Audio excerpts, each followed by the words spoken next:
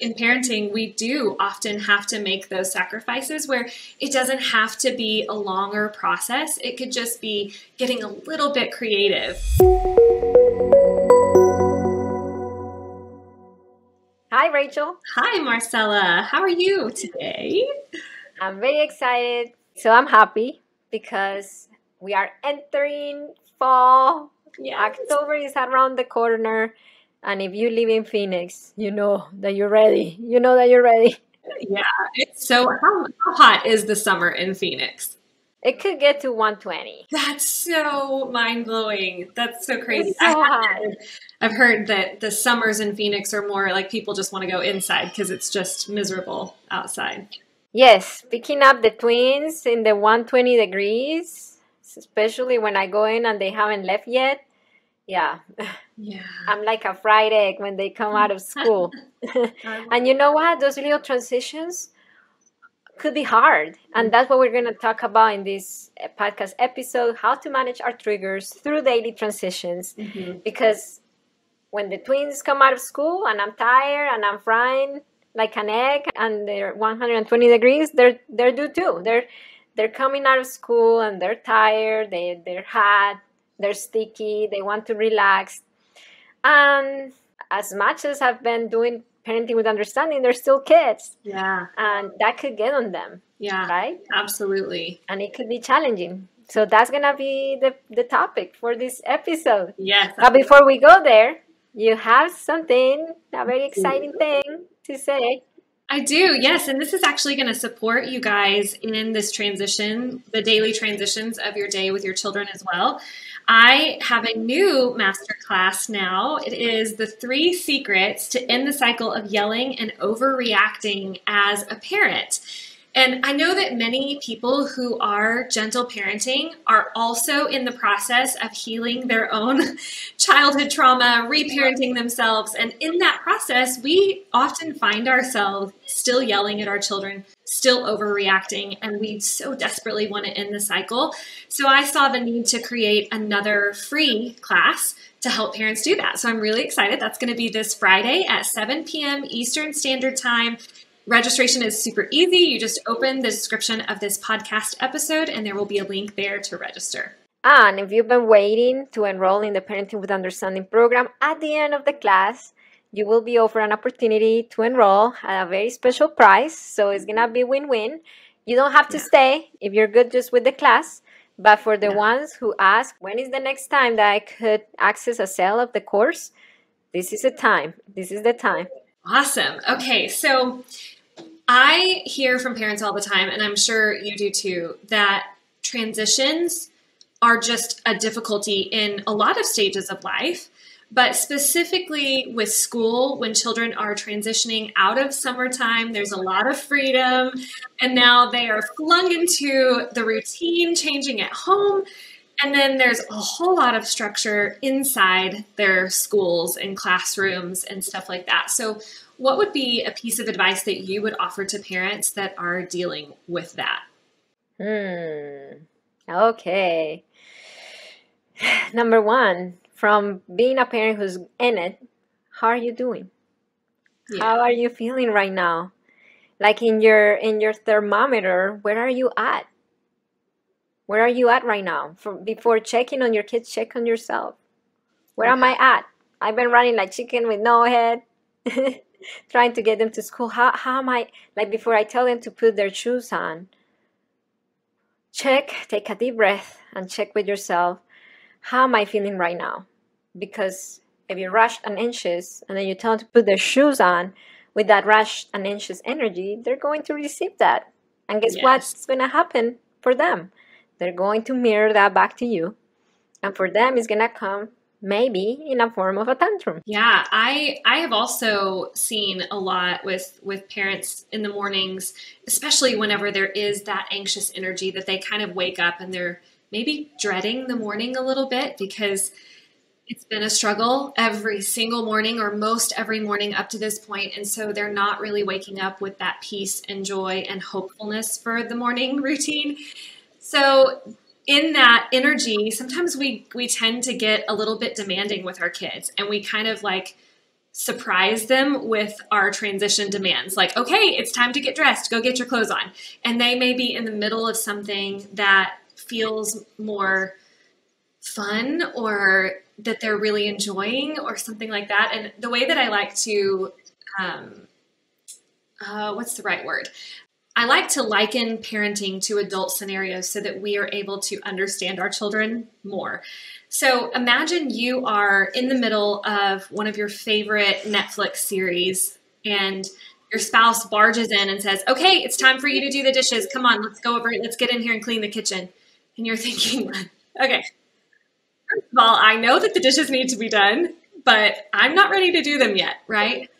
That's kind of what it's like whenever our kids know that they have to get dressed for school, right? They have an understanding that they go to school in clothes that are not pajamas unless it's pajama day at school, okay?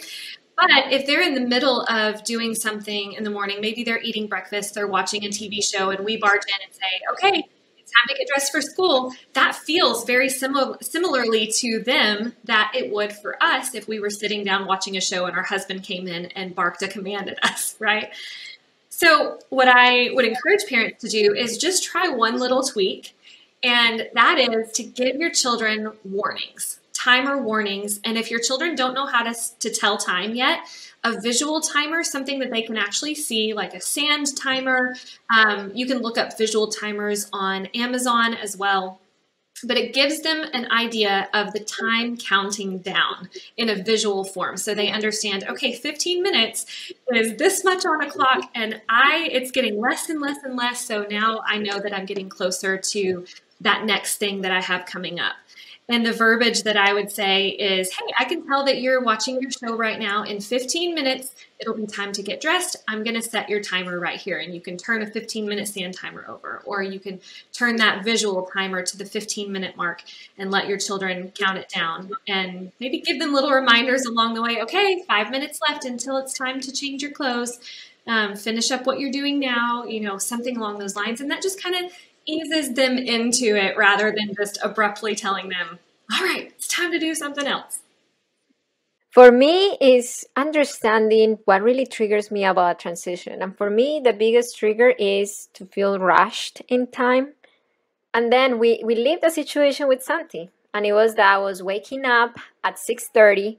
I would work out fast 30 minutes, and then I was with this high energy of the workout to wake them up, to get them ready, to go to school, and then I was in this really high energy when they were just coming out of their sleep.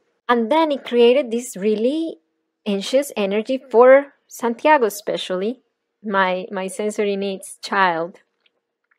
And it was becoming this kind of anxiety that every morning he was just cry from the moment he woke up to the moment I dropped him off at school. And then with Brian, we started thinking, like, what can we do? And then we noticed that it was my anxious energy, my up here, just out of the workout energy, what put his Leo body, his nervous system in hack. Like, I'm not ready to match you. I'm not ready to be up there with you. So understanding how our energy affects them is really big. And then from there, we planned. And then we say, okay, Marcela, okay, you come out of the workout. You were done just with a Tabata cardio workout and you're up here. Yeah. How are you going to bring yourself down so when you go and wake them up, you're not up here, but you're in kind of like in a more calm down state. So I put my alarm now. It's not 6:30, it's 5:45. So it is 6:45 when I'm done working out, and I have 15 minutes to take deep breaths, to stretch, to bring my nervous system from this sympathetic mobilization to just calm myself down. And when I go and open their blinds and turn their lights on to wake them up, my nervous system is more relaxed. And it changed. It changed. He hasn't cried going to school since I've been doing that. So how can, like, before you think about what to do with the kid that is defiant, that is crying, that is not willing to put the shoes, think, what is the energy that you're bringing into the situation, and how can you prepare? Maybe waking up at 6:30 is not working. Maybe you need to wake up at 5:45, right? Yeah. Now I feel tired. I wish I want to have a nap. But still, like, it's a good trade-off. It's a good, like, I like that, that in the mornings I'm able to work out and then relax, and then they wake up and I'm in a better place. Yeah, I love that. I'm curious to know what your thoughts are on this. I have heard that children will reserve their biggest emotional reactions for the people that they feel safest with. So, especially in the beginning of transitioning back to school, when your children get back in your car after a day of being at school with a new teacher, I think that you mentioned in earlier episodes this month that one of your children's teachers had broken her leg. So there have been a lot of substitute teachers. So there's really not been a lot of consistency. And we know that our children thrive with consistency and dysregulate when there is a lack thereof. So I am curious, you find that to be true, that your children and that other children of the parents that you coach, they have children that are reserving those big emotional reactions for when they get in the car and get home after school, and what you do about that as a parent. I remember 3 days ago, they came out of the school, and they always come out with the teacher up front, and then the kids following in a little line. And I noticed it wasn't their teacher. I'm like, oh, this is a substitute. Okay, I'm gonna prepare myself. And then I saw the twins in line, and as soon as they saw me, they came out of line. They told the teacher, like, my mom is there, and they came out of line. And Miguel, he took off his backpack and he swatted me with his backpack, and he said, I didn't have Miss Horn today. And I'm like, oh, okay. He swatted me with his backpack. It was that, like, he needed that immediate release, and I felt embarrassed because there were other parents looking at me. But I wasn't the place to address that, because it was in the middle of pickup, cars all over, kids all over, teachers all over, parents all over. It was too much, even for me. Okay, we got to pause right there, because I know that we've got some listeners listening to this going, okay, something similar has happened to me. And how do you stop yourself from overreacting in that moment? How do you handle that, especially the embarrassment? Because I think this is a perfect scenario where a lot of parents would move, even gentle parents would move to correcting in that moment because of the embarrassment. So how do you stop yourself from doing that? I did enter in my fight and flight. My default response is always running away. So it's not fighting, it's fleeing. And I remember I took the back and I said, okay, let's go. So that was my initial reaction. It could have been fighting them if fight were my initial reaction, but my initial reaction was fleeing. Okay, let's get out of this, let's go. Yeah. So I wasn't acknowledging feelings. I didn't go to his level. I didn't say, I understand what's going on. It was the initial reaction was like, go, let's go. Okay, and that makes sense. And actually, that might be a little bit comforting. So if we have parents that do have the default response of fighting, and they do overreact in that moment, or they do yell in that moment, but then they're able to recognize that. It's all about reparation. Okay, so what would have happened if I would have acted that way? Okay, let's go. Yeah, too much for me, let's go. And then leave it at that. My child would have not had the time to process what happened, to have reparation back with me. And it's the same thing if I would have said, oh, I dare you to, like, what did you do? Like, what are you, something wrong with you? If I would have fought and then not repair, then okay, there is something there like missing. But if your default parenting reaction is to yell or to run away or whatever your parenting reaction is, and then you come back to yourself and then you repair after, that's what children need. That is, yes. We don't need perfect parenting. That's right. Yeah. And I imagine that's super comforting to some of the listeners, because they're thinking, oh man, yeah, I've had this pressure to be perfect. I've had this pressure to always understand the need in the moment first. No, I didn't understand the need. I didn't understand the need. I I just wanted to flee. If you're sitting here and you're thinking, okay, well, what would have been the ideal response in that scenario? Is it possible to do that? Is it possible to not overreact, to not freeze, to not flee, to not fight back? Yes, it is. It is possible to do that in those moments. And I want to encourage you to sign up for the free masterclass where we're going to be talking about that specifically. We'll cover this scenario where your child does something that you initially want to overreact to. You may want to freeze or flee or fight, and we'll talk about how to end that cycle. So with bedtime transitions, I know that that's often a huge struggle with parents that have preschoolers, grade schoolers, preteens, maybe even like getting them to get ready and actually go to bed, get off their phones and go to bed. Usually preteens and teens want to be little night owls. So I am curious, how could we encourage the parents in those bedtime transitions to make those run smoothly?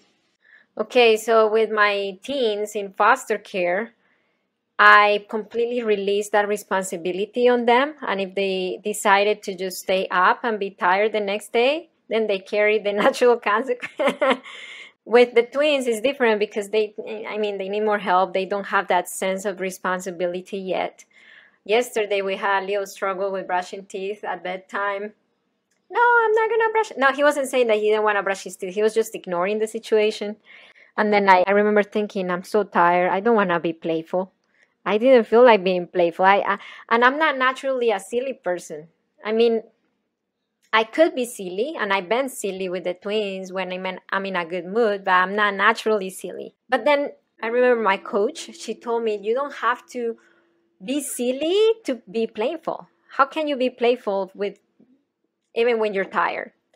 So I went to him with the toothbrush and I said, let me see. There is a button in this face that opens the mouth. And then I touched the tip of his nose. Is this the button? And then he looked at me and he said, no. I'm like, where is the button? And then he said, you have to guess. I'm like, oh, okay, let me guess. And then I touched the forehead. I touched the cheek. I'm like, I give up. Can you please tell me? He said, oh, you didn't see it? It was the whole time here. And then he touched the top of his lip. And that was it. Like, was I silly? Like, no, I didn't have a clown voice or silly. I wasn't jumping around. I wasn't dancing or singing. But in a playful way, I was handling that refusal, and it worked. I love that so much. My sister recently asked me with my nephew, who is in preschool, she was saying, like, I am having the hardest time getting him to get his diaper changed. And this could go it would probably need to be some of your younger children, but preschoolers and maybe even like young grade schoolers. But I asked her, does he have a toy that he really connects with? And she said, oh, he loves his dinosaurs. And I said, well, I wonder what he would think about dinosaur getting a diaper change. Yes. She was like, I have never thought about that. And I said, he has a hand puppet dinosaur mouth. And I said, what if you let him put the hand puppet dinosaur on his hand, and that dinosaur got to pick out his diaper, and that dinosaur got to pick out his shirt for school and his wipes to wipe his booty, and his dinosaur was the one that picked it out. And so she told me the other day that she tried that, and she said, he didn't fight me. He was like totally there for it. He did want to put a diaper on an actual diaper on a dinosaur, but she was like, okay, we'll put a diaper on the dinosaur. And anyway, it's pretty cute to think about, children do learn through play. So I think that that's a great tip for those transitions where even when you're tired, sometimes I feel like in parenting, we do often have to make those sacrifices where it doesn't have to be a longer process. It could just be getting a little bit creative. Like, there's a button for this mouse somewhere, or you really love your dinosaurs. I wonder if your dinosaur needs his teeth brushed, and like pretending like you see a cavity in the dinosaur's mouth and saying, oh goodness, we need to brush that cavity away. What toothbrush should we use? Should we brush the dinosaur's teeth in the bathtub or in the shower or whatever it is? Just getting a little bit playful and a little bit creative can make those transitions so much better. So you either choose that or you choose dealing with the power struggle and the tantrum. So either way, you are still spending time with your kid. Yeah. And one breeds connection and the other breeds disconnection. Yes. And I think every loving parent wants more connection with their kids. So try that. Try a little bit of playfulness at night. I wonder if that playfulness thing for people who have traditional thinking is, I'm giving into the tantrum here. Like I already told them once or twice to brush teeth. Me getting all this playful is giving into him and just like they feel permissive tapping into playfulness. I wonder that. I would bet you're right about that. And I think that my argument, if you will, I don't know if it's really an argument, but my advice to that parent would be to understand that playfulness is actually a basic need for all of us as humans.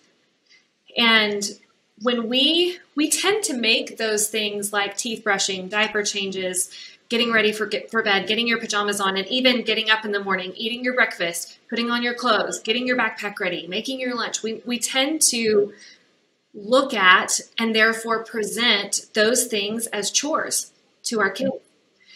And playfulness around those things actually makes them more fun and therefore meets one of our needs. I will tell you, as a grown adult, if I want to enjoy getting my house cleaned, I need to turn on some really fun music. For me, it's usually Shania Twain radio on my Pandora station.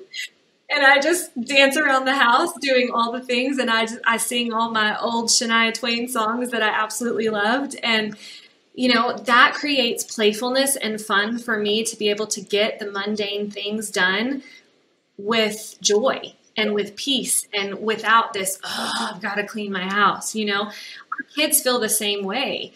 And I think that what we want to do, every loving parent wants to set their children up well for adulthood. And I look back at those times in my life where I was told to clean my room and told to do the dishes and things like that. And I think if my parents had made those things more fun, like if they had introduced playfulness into those things, I don't think they would feel like such a chore in adulthood. That's true. I say it because I hear it and I read it every single day pretty much in the comments in TikTok. Not every adult is going to cater to your child's feelings. Not every adult is going to be playful. So they need to learn to navigate the not so playful, nice adults. They have plenty of opportunities to do that in the world. My twins do it at jiu-jitsu. They do it at school, I'm sure. And as offering that playfulness doesn't mean they're gonna not succeed when they face those environments, because I've seen my twins succeeding in those traditional environments. Yeah, and you know, when we fill their need for fun, they're less likely to look to unhealthy resources to do so. You know, again, we all have a need for fun. And when we find ways to make the everyday things fun in a very healthy way, we're less likely to look at things that aren't healthy to fulfill that need. So I understand where parents are coming from, and I understand what traditional mindsets have done to us, but traditional mindsets really do limit us in so many ways and keep us in this perpetual cycle where we are constantly struggling for control over our children, and we are constantly holding them to higher expectations than we hold ourselves. And we are constantly in this disconnect cycle. And I want to help parents break that. Mm-hmm. And I know you do too. Yes. Well, if you got anything out of this episode, we want to encourage you to write a review and tell other parents how you're enjoying the Parenting with Understanding podcast. If you don't already follow us on social media, you can find us at TikTok and Instagram at High Impact Club and The Considerate Mama. And if you are a customer of HIC Parenting, meaning you have any of our resources at all, you can also join our private Facebook group, the HIC Cycle Breaker Community. We absolutely love that community. There's so much support and guidance there. And don't ever forget that it only takes understanding to break your cycle. We'll see you next month. Bye.